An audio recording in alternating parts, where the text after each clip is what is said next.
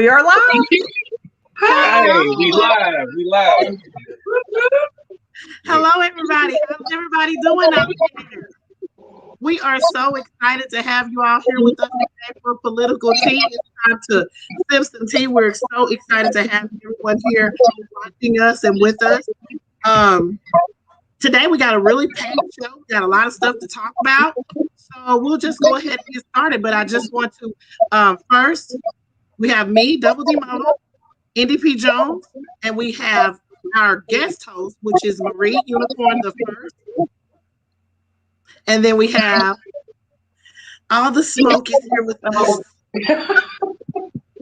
What's up, family? Oh, man. It's so lovely to be here. I appreciate you having me on the show, Queen.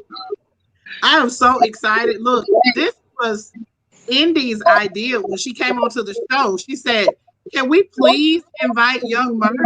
And I was like, absolutely. I don't know if he would do it, but I will definitely shoot him a message and see if he will come on. I am so excited that you were available to come on today.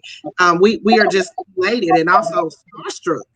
Oh, stop it. Come on now. I'm the one that's blessed right now. Y'all allowing me to be here right now. I was honored to even have y'all reach out, but no, really, bro. I'm happy to be here. Glad to be on y'all show. It's lovely to get, different inputs on things, different perspectives. So, no, I'm definitely looking forward to this talk. Awesome. So we're going to give you the floor and let you tell us your platforms and everything like that. And, okay. And tell us about yourself a little bit before we get started. Oh, okay. I go by Young Merc on TikTok. YoungMercFire. My government name is Marcus. If y'all wish to call me such.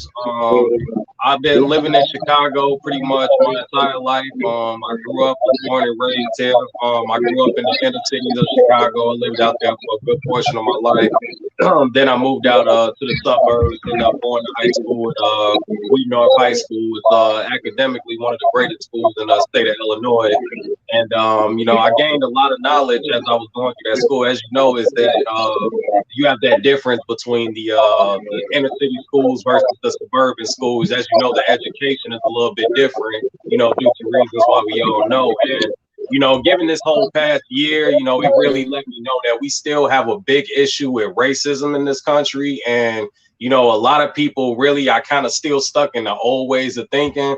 So it kind of just influenced me to use my platform, which originally I was only using to promote my music. I'm a rapper first. I make music. I've been on the Source magazine. I've been on World Star, a couple things like that. I got a couple videos. Well, actually, no, a few videos on YouTube.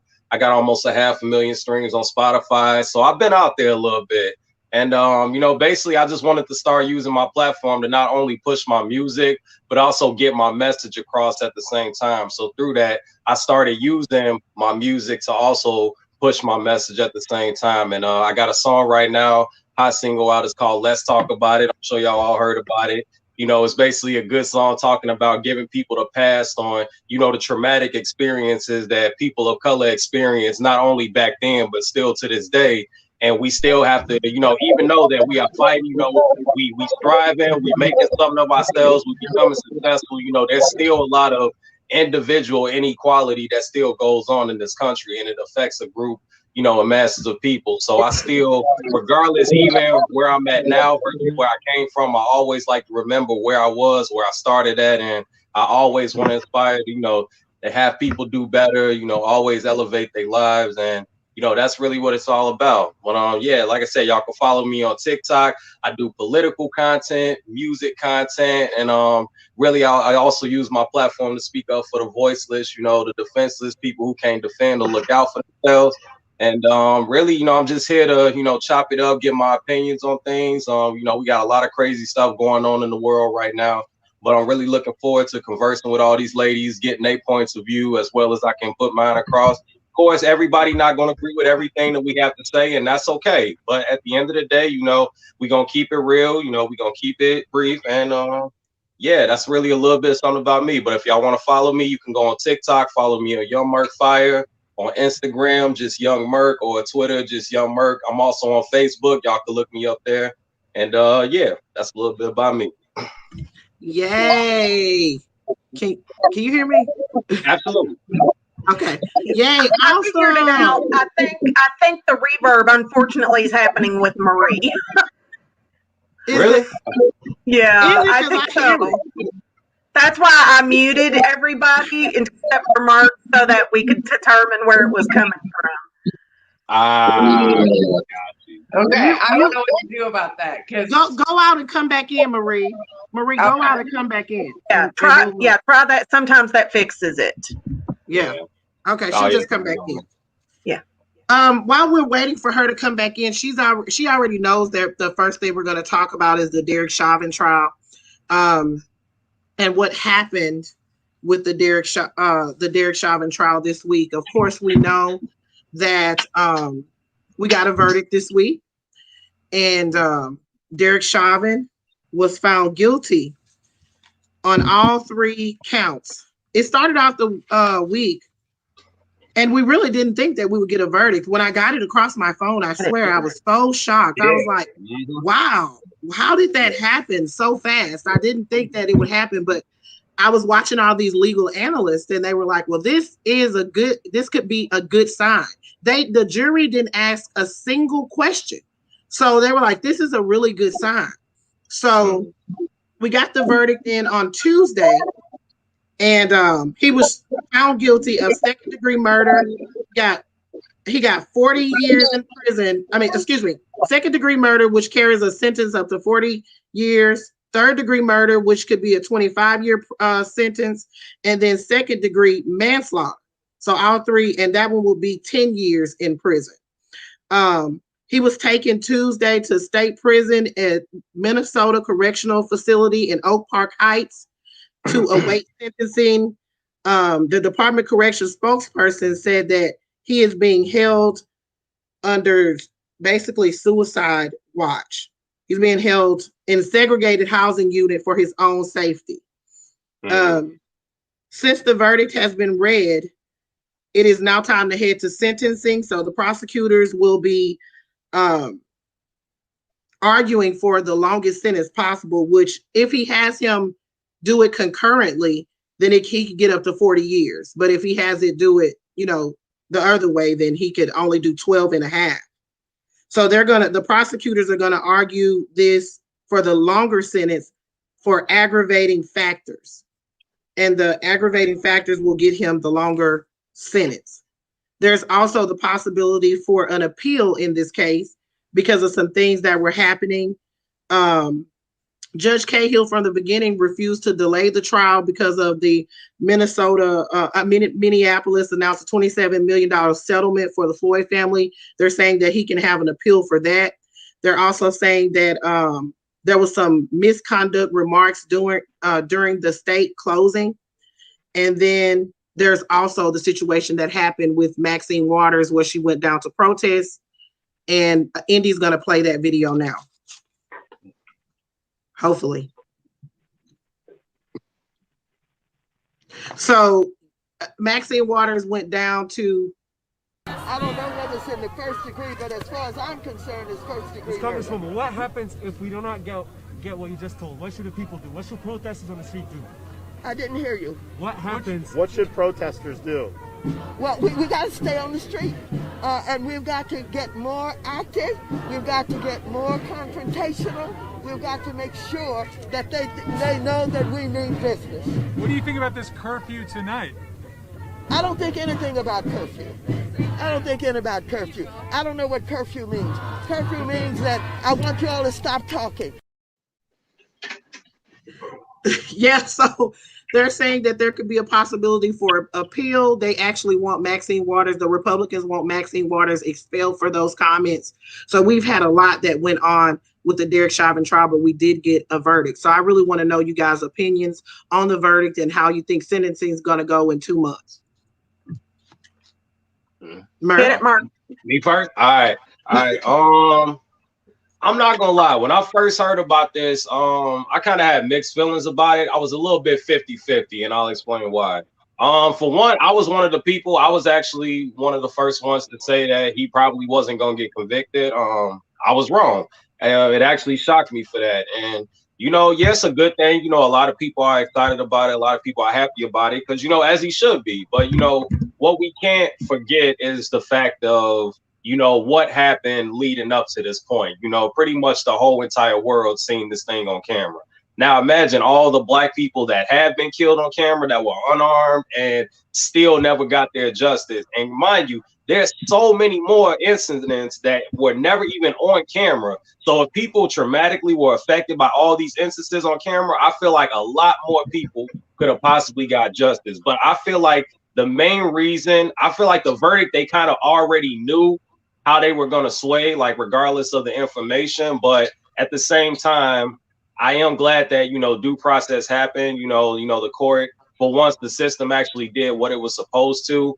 I definitely feel the words justice system is the wrong name for it. I definitely feel like we need to find a new word for it because justice definitely doesn't happen every day, as we know. And I'll be honest with you, it's kind of like the Amber Geiger situation. They're gonna feel bad for him in the public eye. You know, people always gonna defend the police, like, oh, he was just doing his job. People still gonna try to push the narrative that he died from a drug overdose, even though you have licensed people who are professionals at this who said the man did not die from a drug overdose. These people still think they're smarter than those people. So regardless, I mean, you know, this is a good step forward. I mean, I feel like it definitely sends a message. Hopefully after this, we can maybe see a decline on police brutality. You know, maybe for the fact that they see something like, wow, they actually convicted one of us. That could have been me. You know, hopefully that'll, you know, trigger something in these cops' minds to let them know that you guys can't keep doing this stuff. You just can't keep getting away with it because of qualified immunity. So I really feel like we definitely need to keep pushing for police reform. We gotta, like Maxine Waters said, I don't think she really said anything bad in that video. I feel like what she was trying to say, it came off a little abrasive, but I feel like what she was trying to say is we have to keep applying this pressure. We can't let up. We can't let one victory in the court eyes, you know, basically swear like, okay, now we can breathe. George Floyd got justice. You know, like I said, there's still so many more people who haven't getting justice, aren't getting justice. And essentially they try to paint the cops as the victims in these situations. And that's really the thing that bugs me the most about these types of incidents. But however, like I said, I am glad that he was still convicted and, you know, due process did, you know, George Floyd got to see his justice. Mm-hmm. I agree wholeheartedly. I feel that this is a step in the right direction, but this is not the end. This is just the beginning. We have in that very same, you know, area, we have Dante Wright, who got killed that very the week before. You know, we have all these instances of police brutality, and we can't just stop with we got this one conviction, and we do need to push Congress to pass police reform. And this is where President Biden, in my opinion, he's falling short. I feel like he's not putting enough energy into this because we have people, you know, essentially dying every week from this, you know, from police brutality. I mean, what we've had like 4 or 5 people in this last, you know, week or so. Yes, something like that. Yeah, we need some police reform, and for him to have this speech afterward and basically say, oh well, Congress needs to pass the George Floyd Justice in Policing Act. You know, that's the first step. Yeah, it is a step, but I don't think it should be the first step because we know it's not going to happen. You know, he needs to do something right now, and I feel like he's letting me down in this regard. President Biden is letting me down in this regard because he hasn't done anything yet, and I feel like we need to take a step to do something. Anybody else? Marie, we haven't heard from you. Let's hear from you. I want to say everything's already been said. No, I agree wholeheartedly. As much as this is quote unquote justice, he's still gone, and his family is still going to grieve, and we're all still going to grieve, and that has to be reflected as well. That, you know, and then with Nancy Pelosi saying what she did, that like threw me. Oh, I've got a clip of that girl. Oh yeah. Oh yeah. God. I was screaming. I was literally screaming at my television.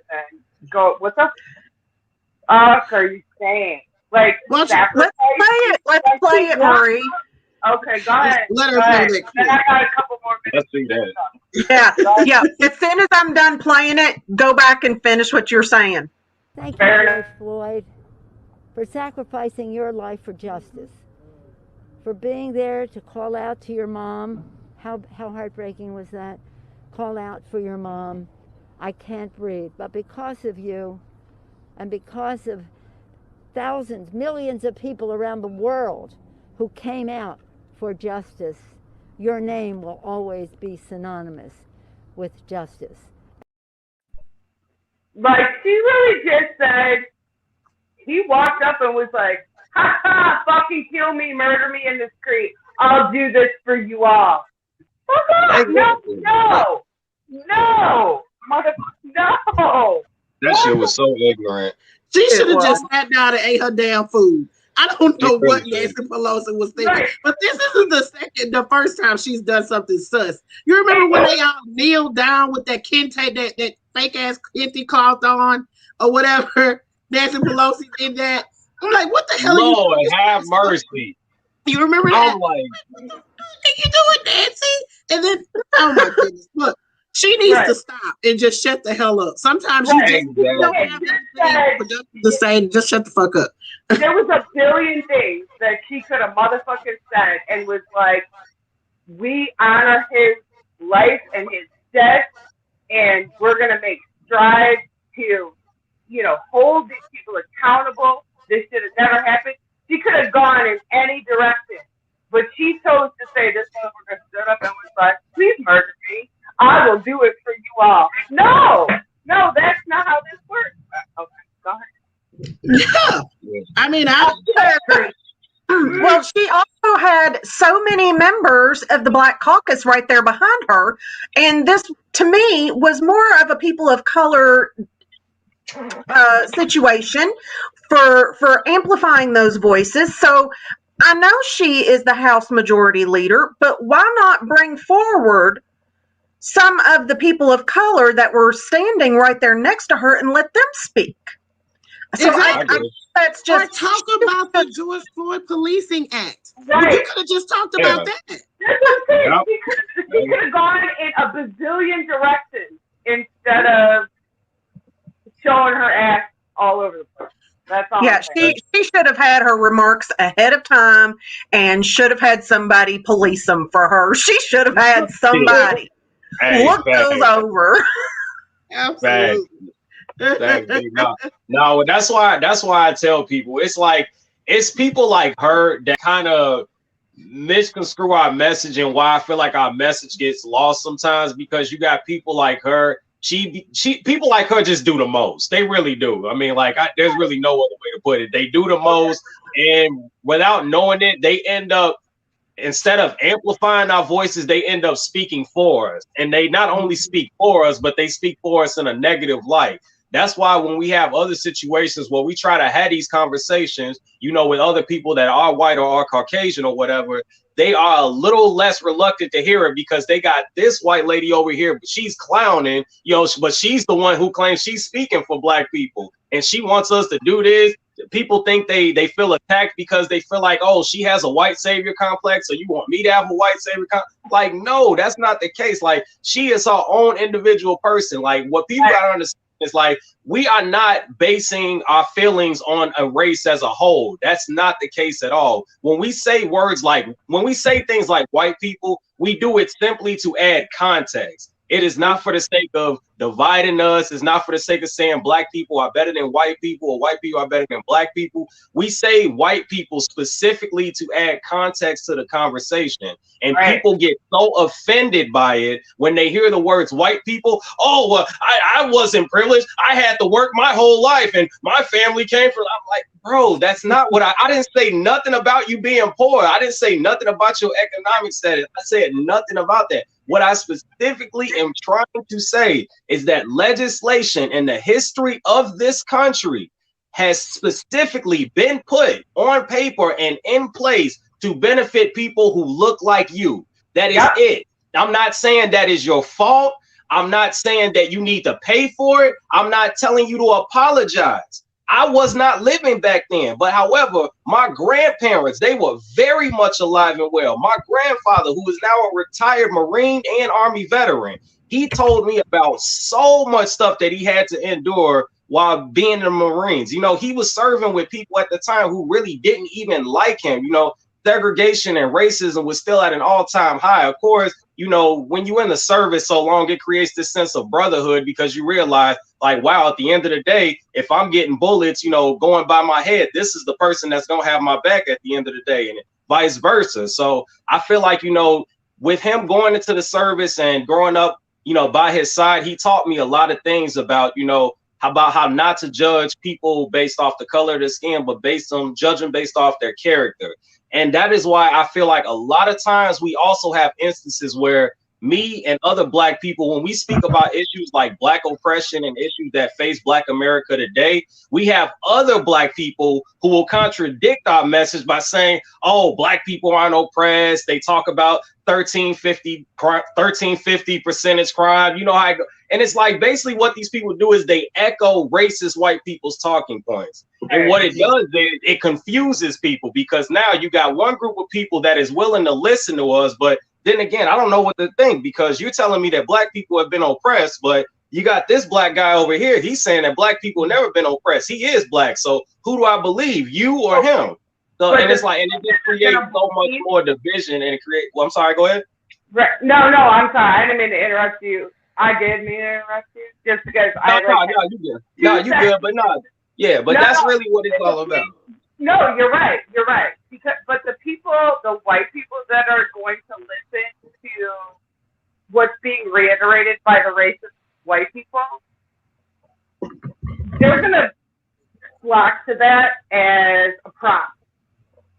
They're going to flock to that as the prop of, well, my Black friend said this and blah, blah, blah. Well, it ain't really, first of all, it ain't your friend.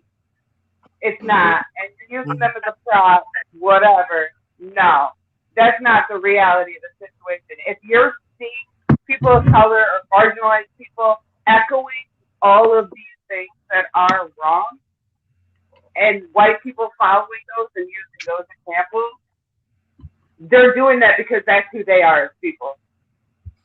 They're showing their ass right out there in the open, and they're going to use it's capital. They're going to capitalize on it.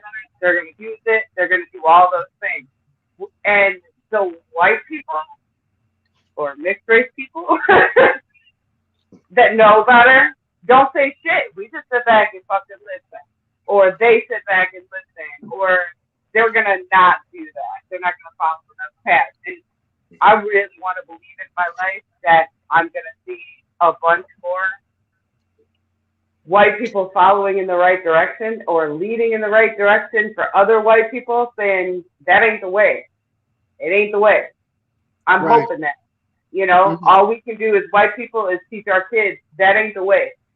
You know, this is the way. This is the reality. This is what it should be. You all need to work on this and keep moving forward with that. But you're 100% right. 100%. Yeah. I agree wholeheartedly with what you guys are saying. This is just a situation right here where I think that we just need to pass police reform as soon as possible.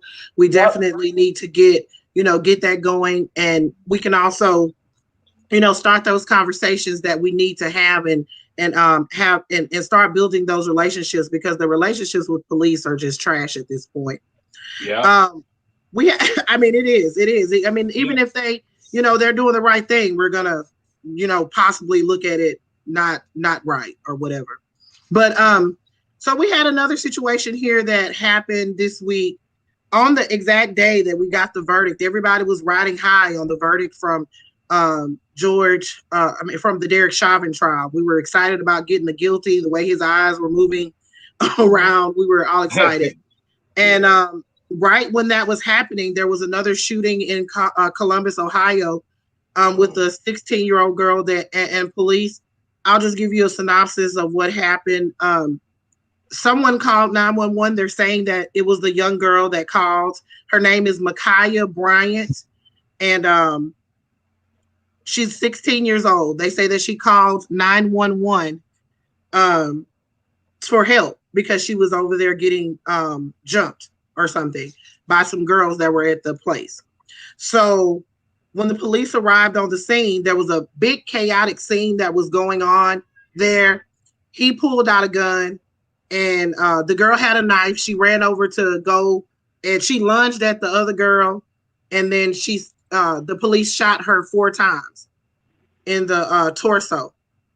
They immediately started rendering aid to her, but she passed away. So the 16-year-old Ma'Khia Bryant, she passed away. She was enrolled at Independence High School in February. That she was in foster care. That was actually a foster home that she was living in. The lady that she was living with, her name is Angela Moore. I'm just going to give you guys some more information that has come out over the days. Of course, we didn't know this at the time, but she was living with the foster mother. Her name is Angela Moore. And she said 2 of her former foster children had come over to Columbus, Ohio to visit her and celebrate her birthday. And then Ma'Khia and those 2 girls actually got into an argument about the house not being clean. She said it was all over housekeeping, keeping the house clean. The older one told them to clean up the house because mom doesn't like the house dirty. And that's how it all started. That's how the fight started. So apparently those 2 foster girls that were there that you guys saw, like the one that fell on the ground and then the girl in the pink, they were actually foster children at that same location.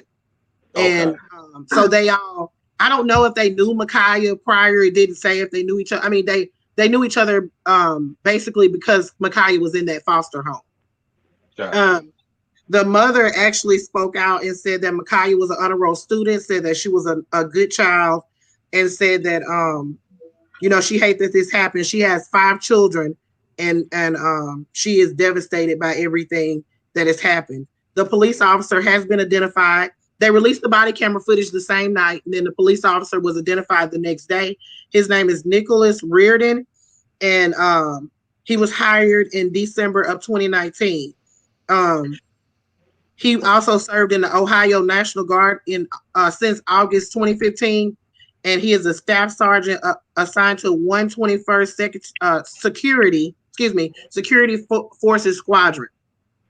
So we have that situation that happened, and it is completely devastating for a 16-year-old girl to be, shot and killed. Right.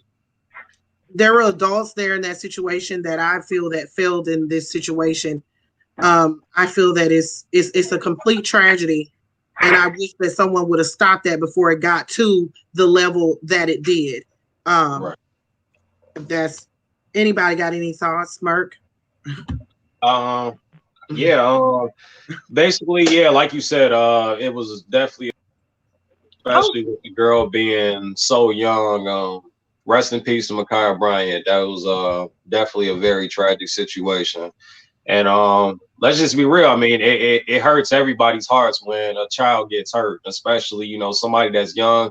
Mother says she was on the honor roll, so who knows what, that young lady could have been in life. And, it's definitely a tragic situation that her life had to be taken, especially in that fashion. I do have mixed feelings on this one as well. And it's simply due to the fact of what you saw in the last roughly 5 to 10 seconds before she was shot and killed. And unfortunately, seeing is believing for people. And what people are going to see is, all they're going to see is this young girl with a knife in her hand and lunging at another girl. I mean, at that point, you can really take race out of it. I do feel like the cop, he probably showed up. He didn't know what was going on. He was probably a little disoriented at first. And, unfortunately, I kind of do want to give him the benefit of the doubt and say that, maybe this was a damned if you do, damned if you don't situation. Because, I mean, the reality is if he wouldn't have shot her or would have tased or whatever, and she still stabbed her, she killed that girl. So now you not only have this girl who is dead, but on top of that, he would have killed her on top of that. So now you got 2 girls dead, essentially, over a situation, like you said, that probably should have been stopped way prior to that. This is also another thing with police reform. We need to have police to be trained. They need to be better trained in high stress situations. Yes, I mean, regardless, like I said, I will give him the benefit of the doubt to say everything happened kind of fast. And oh my God, knife, she about to stab her. I got to do something. Bam, he pulled out the gun and shot her. Okay, that's fine. But however, what we have to understand is that if you are a police officer, you are here to protect and serve. The word protect is first for a reason. You have to learn to de-escalate. You are supposed to be trained to de-escalate situations in a snap like that. That is what you are supposed to be trained to do. And your first instinct, you see the knife, like, man, like, oh my God, let me grab my taser. Let me tase the girl first. Like, there is definitely, he could have went about it a completely different route. I personally don't feel like he had the shooter, but unfortunately, when this whole thing, if it goes to trial and everything like that, the whole process goes through, what they're going to do is paint this girl as a troubled individual. They're going to actually paint her as the aggressor in the situation. They're not going to look at it as self-defense, because last thing they're gonna see is the girl with the knife in her hand, getting ready to lunge at the other girl, and they're gonna be like, well, if the cop didn't shoot her, she would have stabbed that girl, and the other girl would have been killed. And that's really, the whole situation with this. I feel like it's a damned if you do, damned if you don't situation. It's definitely a tragedy. My prayers go out to her and her entire family. But yeah, I'm not gonna use the words to say it was justified. There's definitely no situation where you could ever use the words justify where a cop is killing a child. It hurts my heart. It definitely does. But this is just one of those situations. Like, I don't feel like we can really too much all the way fault the cop on this one. I feel like, given the situation, how it happened, the way it happened, I'm going to give him the benefit of the doubt and say that this wasn't racially motivated, and he just reacted without thinking. That's my take on it. I feel like it was no time there. Like, it was literally a second when he rolled up on the scene, and then there was, it was no time to really, like, people are saying, oh, well, he should have assessed the situation. There was no time to assess. That knife was up, right. And then, you have the situation where you have the taser. Well, what if he uses the taser and it didn't engage? She stabbed this girl in the neck. What would happen here? It's really sad that this situation happened. Like I said, that guy that was kicking that other child could have been tackling Micaiah and stopping her from doing this. Because when this officer rolled up on this scene, the 911 call was released. 911 call, he hears, oh, these girls are coming over here, they're trying to stab me or whatever. They're trying to stab me, they're trying to beat me up. He rolls on this scene, he doesn't know which one is which. All he sees is a girl with a knife. He's like, well, this must be the aggressor then. I feel like that's another angle that we can look at it too. He's looking at the situation. They told him on dispatch that somebody's got a knife there. They came to this house to do something to this person. Well, that could be that could be it too. He just didn't know who the aggressor was. He didn't know she was 16 either. They didn't tell him that. Exactly. He didn't know the age of the people. Want to say, oh, she was a child. Well, he didn't know. He just saw, somebody trying to stab somebody. So I think the adults there failed this child 100%. They should have done something to stop this situation. Now, I'm going to tell you guys that the mother, the stepmother, the foster parent was not there at the time. When she came back to the house, they called her. When she got back to the house, they told her that Micaiah had passed away or whatever, or that situation happened. So she was not there when it happened. Right. But another thing, I just want to. I'm sorry. Go ahead. No, I'm just. It makes me sick to my stomach, literally sick, to see a child be killed. Period. I don't care what situation it is. It makes me physically ill. Like, my youngest is 17, and it's only a year older than this baby. And it makes me physically ill to see that. And so in my mind goes to all the adults in that situation. All of the adults. Right. Where the fuck were they? Why was she even out there having to defend herself? Why wouldn't she be protected in her house? And the adults in this situation saying, hey, we got this. We will take care of this. You stay back here. We got you. And that bothers me. And I understand the cops showed up and rolled up on a situation that didn't see it. Him screaming, drop it, whatever. And then she ends up getting shot 4 times, which is excessive. But okay, maybe she was still rolling after the first couple of shots.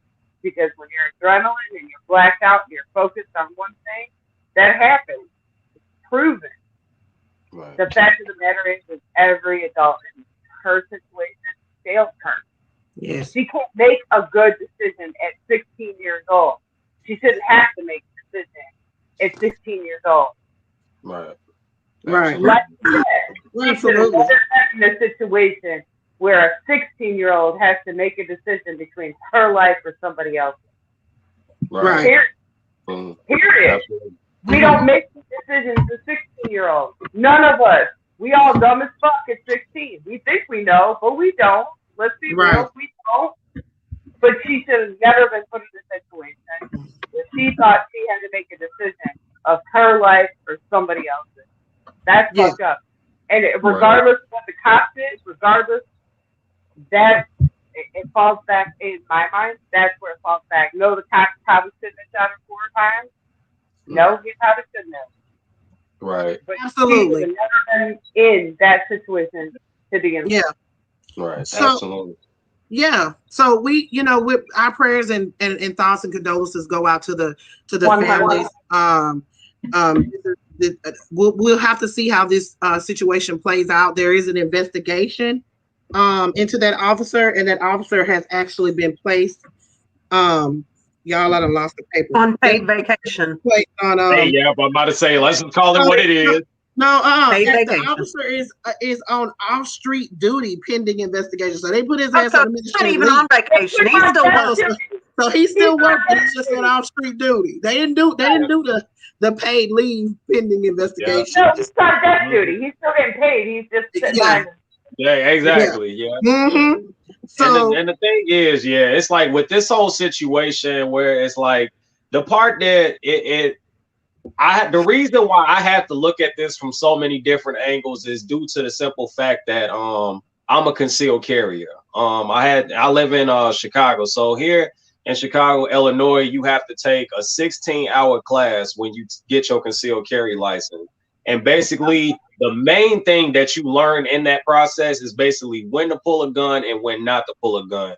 When your life is, you have to know the difference between, self-defense and being the aggressor in the situation. Like, for example, if I had to look at this from a crazy way, when I thought about it and actually heard the laws behind this, it's like, wow, seriously? So basically what would happen is if I was getting jumped and all of a sudden the guys, they just decided to stop whooping on me and I pulled out my gun and shot one of them in the process or charged towards them, yeah, I'm going to be the one that's going to be going down for attempted murder, and I'm going to be the one fighting for my life in court, because at that point in the eyes of the law, you are no longer the one that's self-defending. At that point, you are now becoming the aggressor. And that's why I say that when people go back, if they show this footage in court and everybody around the world, the last thing that they are going to focus on is, look, this girl had a knife in her hand. So clearly she wasn't in fear for her life is what they're going to try to push. And I just know how it's going to go. They're going to say like, oh, she clearly wasn't fearing for her life. She was charging towards somebody with a knife. The other girl didn't have a knife.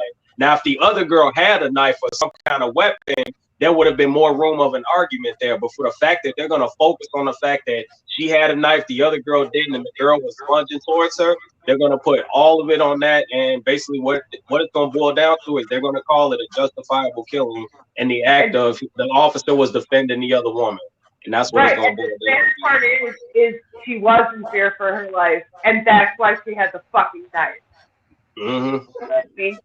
In my eyes, she was in fear of her life. That's why she grabbed the knife. That's why she was out there.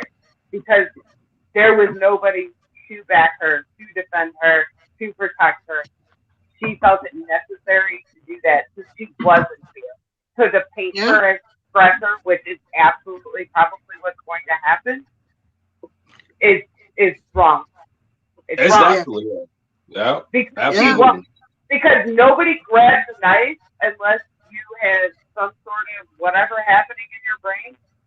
She did that because she didn't think anybody was going to be there to help her defend her life. She thought her life was in danger. So she grabbed a weapon and said, you know what? I'm going to stick up for me. I got me.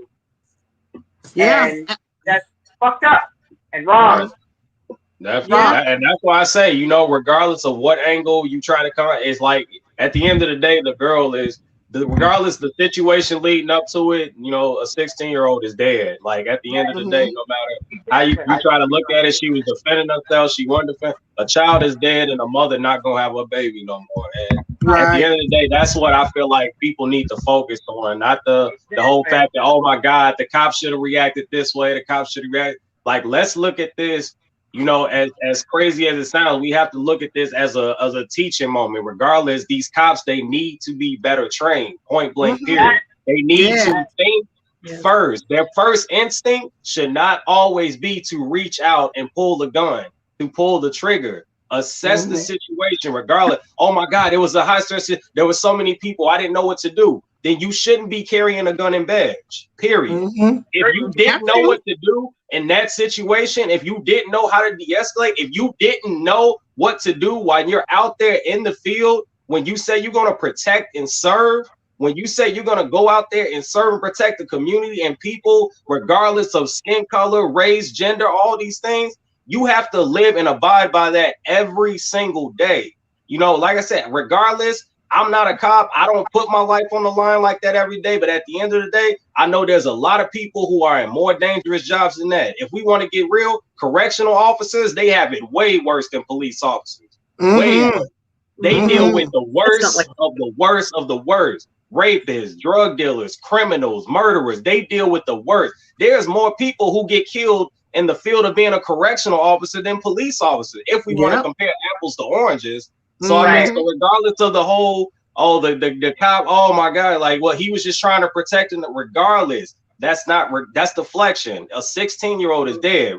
Regardless if you knew the girl age or not. Like, the person, they need to learn how to use non-lethal force before they use lethal force. That is the problem. The first instinct not always be to pull out a gun and shoot somebody.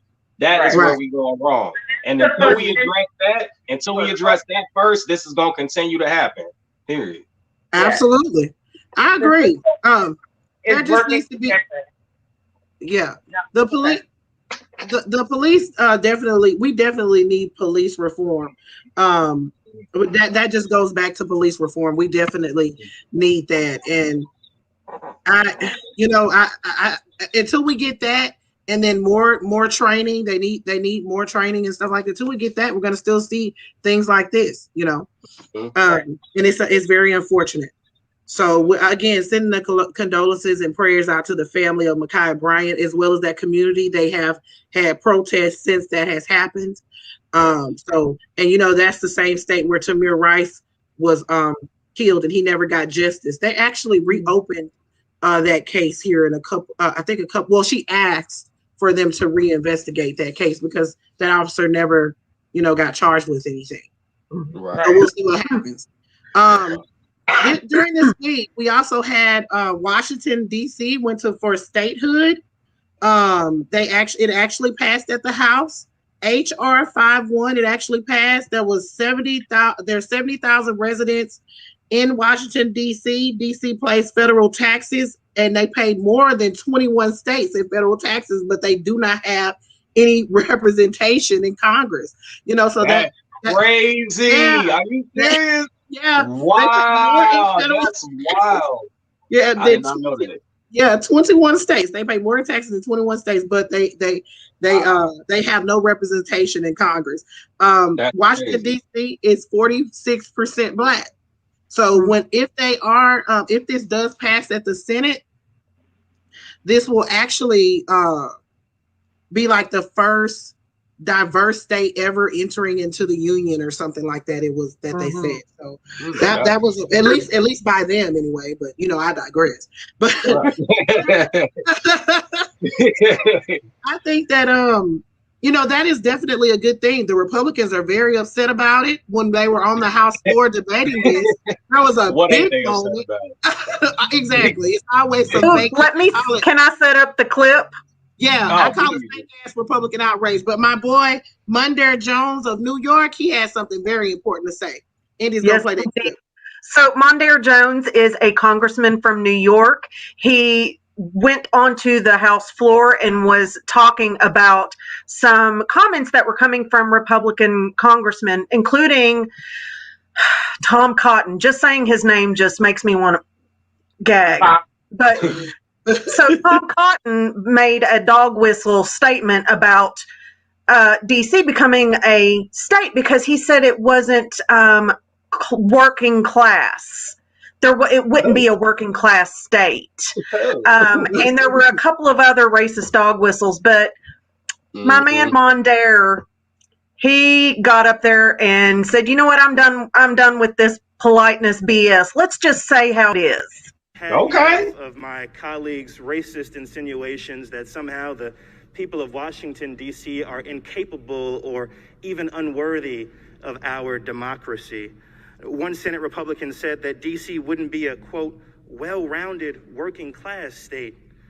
I had no idea there were so many syllables in the word white. One of my House Republican colleagues said that D.C. shouldn't be a state because the district doesn't have a landfill. My goodness, with all the racist trash my colleagues have brought to this debate, I can see why they're worried about having a place to put it. The truth is, there is no good faith argument for disenfranchising over 700,000 people, Mr. Speaker, most of whom are people of color.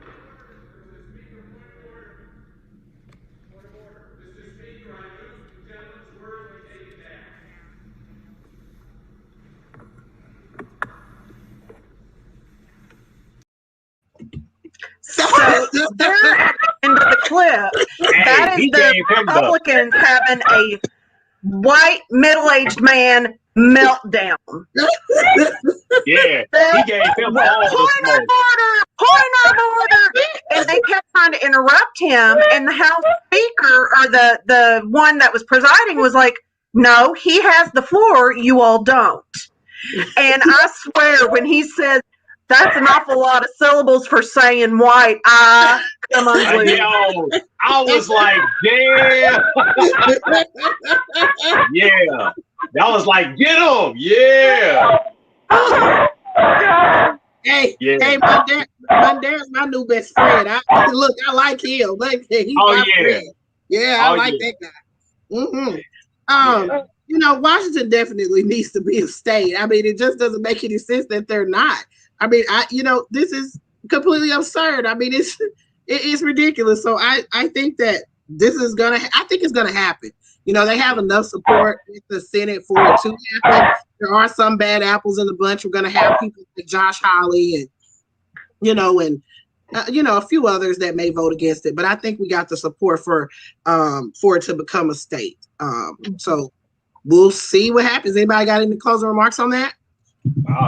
No, like you said, I think it'll be a great thing. You know, like diversity. That's what we really need in this country. But you want to know, like I said, you're gonna have the conservatives and the Republicans. Oh, look, this is racist. They just want an all-black state, or they just want to be the majority. It's like you always gonna find somebody that's gonna try to find a way to spin it and push a narrative. And it's like, this is the type of stuff that people aren't going to be happy about it. But hey, guess what? People didn't like Dr. Martin Luther King. People didn't like Rosa Parks. Like, look here.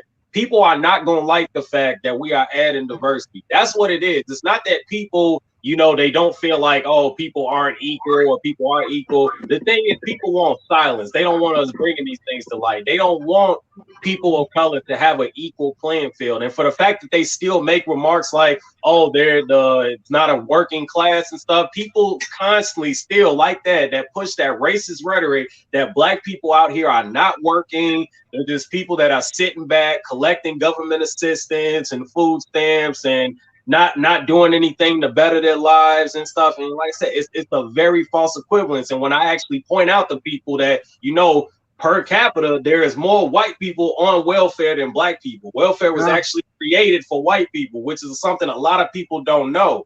So that is why I tell people, you guys have to do your own research. Stop listening to the stuff that these people tell you on the TV. Like, look here, I'm going to tell it to you real. I done lived in both sides. I done lived in poverty and I done lived in middle class life. I know how just living in a different environment, you are the product of your environment. And by me simply moving out here to the suburbs, getting a different taste of life, My school, we knew everything. We had 2 basketball gyms, a field house, a tennis court. We had all brand new MacBooks. The lunch was extravagant. I mean, like, this ain't some just old flop from the back that they throw in a food. I mean, no, this is good quality, healthy lunch. They got good after school programs. Like, I'm sorry. I said, where did you grow up in the suburbs like that? Because I've been out here in Illinois, the Chicago suburbs forever. We didn't have that shit. Y'all, that's the thing. It's like, there's most people. It's like people just think like, oh, when you're black and you grow up in an environment like, that's living in poverty, where there's violence, all that stuff. It's not always like that. That's the image that people like to portray in the news. Like, you go down there, you see black-owned businesses, you see people constantly working. Like, there are a lot of people that are working class. We just don't have the resources and the opportunities. That's why when I moved to the suburbs and I was actually going to a school that actually has resources that actually, like, wow, this is actually why I'm successful today. This is why I know the things that I know. I know it makes me realize how much privilege that I have as a black man by simply moving out of the inner cities and moving to the suburbs and getting a taste of this lifestyle. It's like, wow, there's so many people that I know still to this day from my old neighborhood that never left that 3-block radius. There's so many people I know that never even been downtown Chicago, and they've lived in Chicago their entire life. Like, and when you live in that environment like that and your mind just becomes so enclosed like that, it's not your fault because you don't realize there's a whole nother life out there. There's more opportunities. And if you just having a way, if you blessed with a chance to experience some of it, it can really change your life. And that's really why I choose to speak on the things that I do. And I bring awareness to these things. Cause like, look here, y'all looking at it. I can give it to you from both sides. Like, I know exactly why things are the way they are because I've lived it. So really, that's just my whole take on it, So I really think overall, getting back to the point to bring it full circle, I feel like this would be a great thing if Washington, D.C. became a state. Like I said, I feel like it'll be one of the first steps in basically helping close that wealth gap, and everything like that, helping build up Black people as a whole. So I feel like it's a great thing. I support it wholeheartedly. I do. And I really... Yeah, no, I agree 100%. I also, kind of on the heels of that, I really hope that Puerto Rico gets statehood as well because they wanted it. They voted a few times, and we keep shutting them down. And it's not right. They have no representation. There's facts, but there are no representation. And I feel like they need it as well. But I really do hope DC gets their statehood. Yeah, absolutely. I'm just, I think that it'll be a great thing too. We're going to open up the floor now because we're running to the end. We're going to open up the floor for any questions that anybody may have about any of the subjects that we talked about. We're going to end it on, do you want to do Indy Stacey Abrams or? Yes. Okay. I've got one more video we'll show. Okay, this was an exchange. Stacey Abrams testified before the Judiciary Committee about the Georgia voting law that recently passed. And country lawyer John Kennedy from Louisiana thought that he was going to come in and just make Stacey look bad. And Stacey says, okay, yeah, that's not going to happen. And she came in and she wiped the floor with him. So this is Stacey talking about how racist the voting law is. Questions, but at a hearing this week, he might have met his match when he asked Stacey Abrams if she knew what was in that Georgia voter suppression law. You're against the Georgia bill, I gather. Is that right? I'm against certain provisions of it, yes. Okay, I think you've called it a racist bill. Am I right? I think there are provisions of it that are racist, yes. Okay. Tell me specifically, just give me a list of the provisions that you objected. I object to the provisions that remove access to the right to vote, that shorten the federal runoff period from 9 weeks to 4 weeks, that restrict the time that a voter can request and return an absentee ballot application, that eliminate... Slow down for me, because our audio is not real good here. Okay, what else? It bans nearly all out-of-precinct votes. Bans what? I'm sorry? It bans nearly all out-of-precinct votes. Okay. Meaning that if you get to a precinct and you are in line for 4 hours and you get to the end of the line and you are not there between 5 and 7 p.m., okay, you what have else? to start all over again. Is that everything? No, it is not. No, sir. It restricts the hours of operation because it now, under the guise of setting a standardized timeline, it makes it optional for counties that may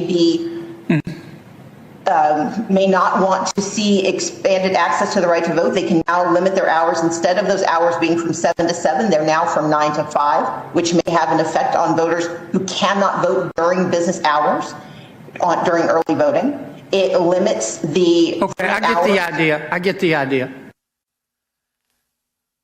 So that there was Stacey Abrams, Spelman College magna cum laude graduate, UT Austin, Truman Scholar, Yale Law School, offering a primer on the Georgia voter suppression law to Senator John No Relation Kennedy of Louisiana. Look, I love Stacey. Look, what do we need to say? That's a queen right there. Exactly. I mean, what? Look. And then he kills me because he's trying to act like he can't hear her and wanted to repeat herself. Yeah. You know, that's not just a tactic, deflection, like he said. Deflection, yes. Deflection. That was bullshit. He heard what she said. He just being an asswipe. That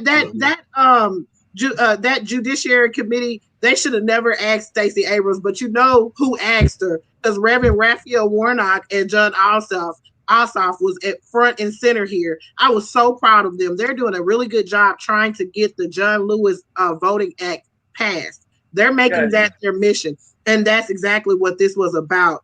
I think that was just perfect. I mean, who better could you have had to sit there and rattle them off like that? She killed them. Yeah. She was ready. She was so ready. She brought all the flow. Yeah, she was ready. We have any questions there? I can't see anything. Let me put this down so I can see. I haven't gotten any of them yet, but I'm hoping somebody's going to write one.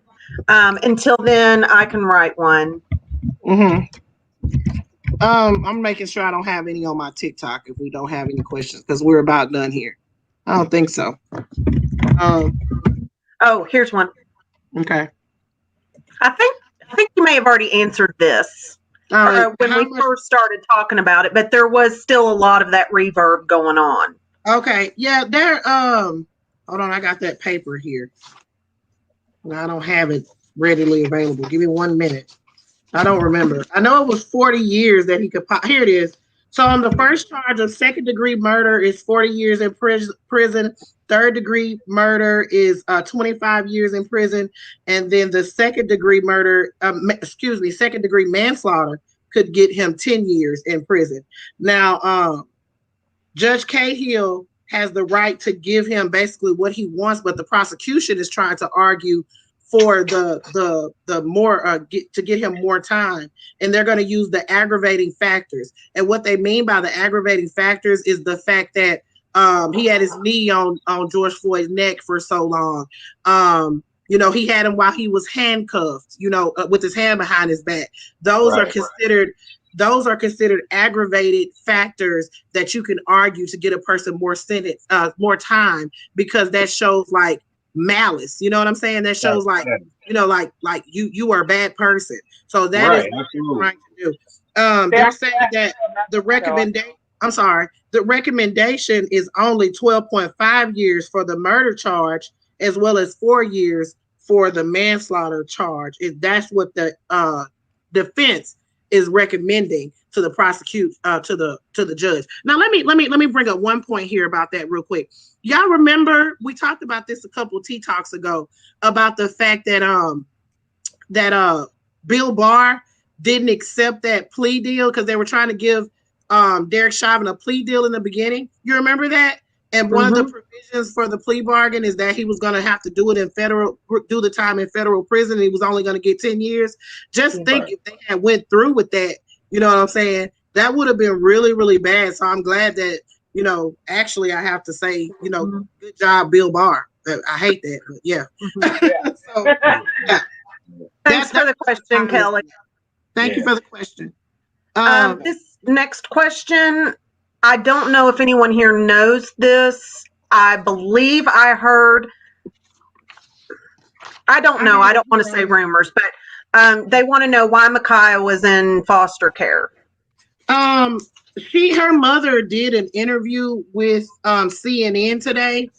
I believe it's today. Please don't be mad at me if I'm fibbing, but I believe it was today that she did this interview, and she never said why she was in foster care, but all of her children are in foster care. So I don't know if she's having some type of issues or what's going on there, but that's what I read, you know.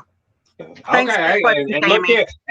I'm sorry not to cut you off, Quinn, but yeah, real quick, I'm glad that you brought that up. But regardless, I'm tired of seeing people jump on you and all of y'all backs anytime. What people got to understand is we are not the news media. We are not perfect. So look here, we not going to report perfect, almost always accurate information all the time. We basically going off of what we hear or what we read. We read a few different sources and we read between the lines. So look here, whatever information that you put out, don't let people attack you for it. Don't let people make you feel bad for it, because I see it all the time. Even I get it on this end. People love you when you know hitting the points that they want you to hit, but the minute you go against something that they agree with, everybody want to attack you, try to get your pages banned and all this stuff like that. So I know. That's why it's unfortunate that we have to say things now. This is just what I read, because people just can't obviously read between the lines and take word of mouth. But yeah, so I just wanted to touch on that real quick. Yeah. Awesome. We have a responsibility, but we can't we have to go by what we see. We have a responsibility to try to report the most accurate information, especially if you have a platform. You don't want to be telling false information, but hell, if you get it from a news source, you know what I'm saying? I'm just going by what they're saying on the news. So sometimes I'll throw in like per CNN, they're saying this or something like that, So that was very good.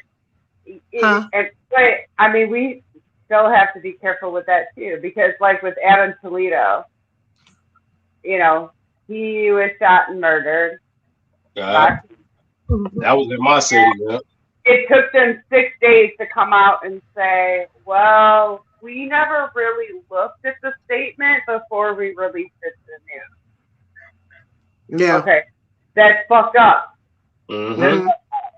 Because the reality is we all saw the video, and then we the statement of, well, it was, the officer, of course, was made the victim in the situation. He had a gun. And then when they looked back later, and Kim Fox came out and said, well, I never actually looked at it before they released it. Why? Why did you not look at this? That was the prosecutor that was arguing that in court, in the court of law, and they really should be reprimanded for that, because this was the prosecutor that did this. She was arguing, the person that was with Adam Toledo, she was arguing to keep that person, to get that person to stay in jail, not have a bond, no bond. But she was using that situation, and she said, so that wasn't right. And AOC actually said something about that. Go ahead, Marie, I'm sorry. No, I was just saying that Kim Fox is the lead in this, and it stops with her. And she just finally came out 6 days later and said, no, we never read the statement before it even came out to the news, before it went into court. We never read it. I didn't look at it. I didn't see the video. And it just, so this little boy, and I'm sorry, he's a little boy, he's 13 years old, he's a kid, who clearly didn't have the gun in his hand at the time. Yep. He didn't. He dropped it, his hands were up. You clearly saw it. And he shot him anyway. Yep. And they shot him, it was 0.58 seconds. From the time he turned around and put his hands up, it was 0.58 seconds. So, and I'm so glad you brought that up, because that's exactly the narrative that they're going to try to push. Oh, what? He was a 13-year-old. He was out at 2:30 in the morning. Oh, he had the gun on. It doesn't matter. The cop should have assessed the situation. Regardless, the boy didn't have the gun in his hand. He didn't turn around and point a gun at him. The gun was out of his hand, wasn't near his person, and he shot him anyway after he saw he had no gun. Like this. Yes. 0.58 seconds. 0.58 seconds. Exactly. So, Yeah. no. And you're going to get a piece of shit that's going to say, oh, it was justified because the kid had to go. No, Yeah. it wasn't justified. I don't give a fuck if he was out there at 2:30 in the morning. He was groomed to me in Chicago, and you know what happened? Being shorties and this other with gangs. You're groomed. You're groomed, but you're groomed for a reason. You're groomed because that's how you survive or you die. That's all. That's all there is. It's survive or die. Yep. People out in the suburbs or in the world or whatever don't understand that concept of it. That it's you're in or you're out for a reason, and it's because you're either gonna live or you're gonna die. That's it. That's it. Unless you get out or get taken out, that's it. It's live or die. That's how easy. That's what I was talking about. It's that easy to become a product of your environment. If I would have stayed living in the inner cities, who knows how my life would have turned out? Right. Yeah. No, it's because you don't. There's everybody says, oh, there's always a choice. Yeah, it's live or fucking die. One way or another, it's live or die. There isn't really a choice. So, okay, yeah. So, okay, great. So this other guy is gonna get strung up on a bunch of charges for grooming this kid. They're gonna drag this kid who had his hands up 0.58 seconds dead, and they're gonna drag him. And this officer is gonna get charged or whatever.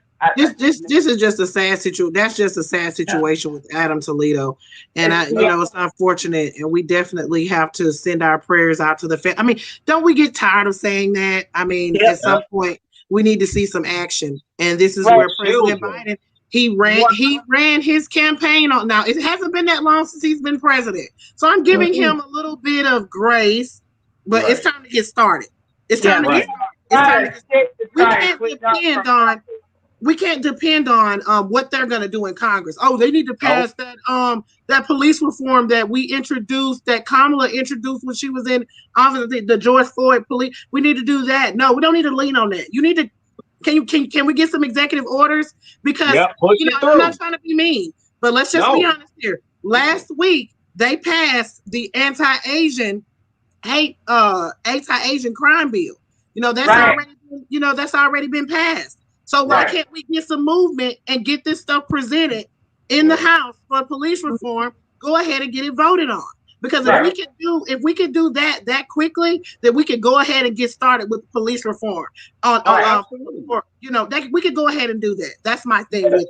And that was a wonderful thing that the anti-Asian hate crime bill got passed. That was another thing that I wanted to touch on today, that anti-Asian hate crime, and they're going to send it back to the House to vote on the amendment. So it'll be on Biden's desk in the next week or so.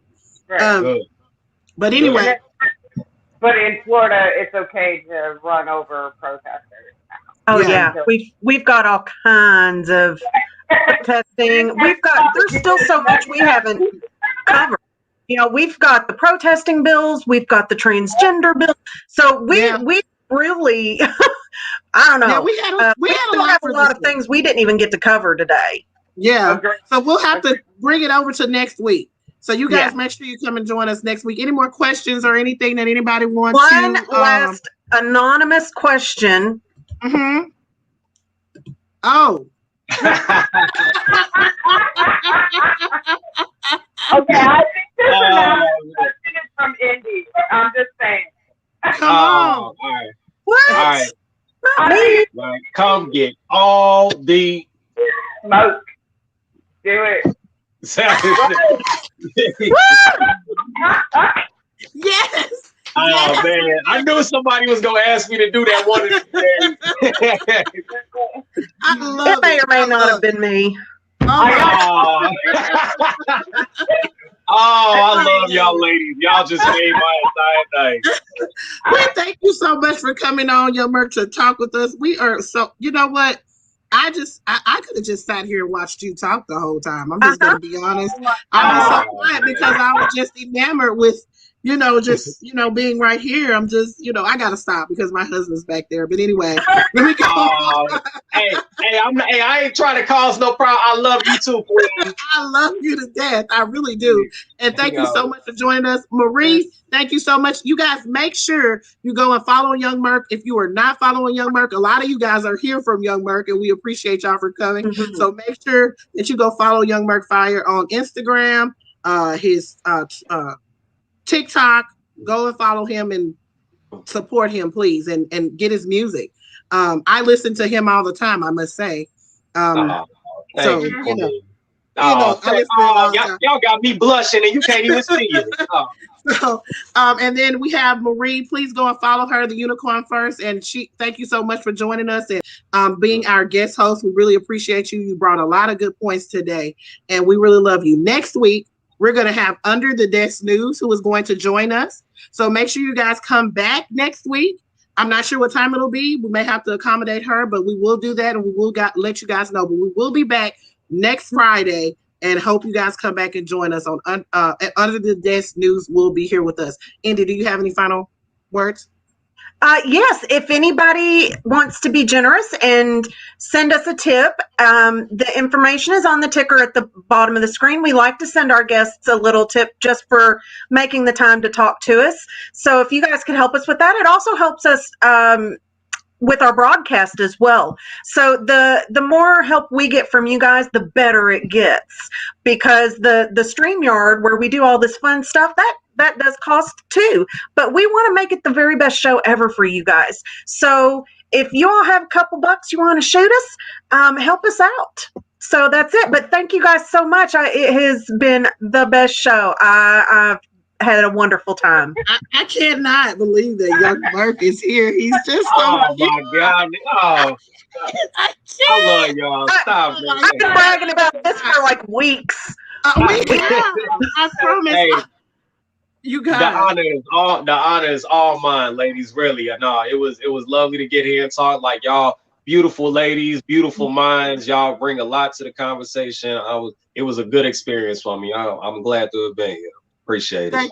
Thank you so much for coming. Thank you all. Please come back and be with us again, okay? Oh, absolutely. Oh, anytime, please. Thank y'all so much, and y'all have a good night. Thank y'all so much. All right, y'all take care now. Bye.